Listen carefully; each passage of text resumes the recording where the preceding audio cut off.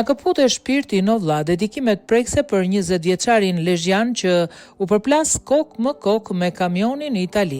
Një aksident tragjik i preu jetën në mes 20 vjeçarit shqiptar Claudio Gjoka, i riu nga Lezhë, i cili jetonte në Itali teksa po udhëtonte me automjetin e tip Audi, i cili u përfshi në një aksident në autostradën e rrugës shtetërore 589 Saluzzo Barge në kilometrin 53 pranë abatësisë Stafardës. Sipas mediave italiane, Audi, i cili drejtoi nga i riu, përplas me një kamion. Fatkeqësisht, përplasja fatale rezultoi për 20 vjeçarin, i cili ndroi jetë në vendngjarje, ndonse bluzat e bardha bën të pamundurën ta shpëtonin. Si pasojë plagëve të marra, Claudio nuk mundi t'i mbijetonte. Familjarët e të riut shqiptar kanë postuar në rrjetet e tyre sociale fotot, teksa kjo ikje ti në mënyrë tragjike i ka lënë pas një dhimbje të madhe.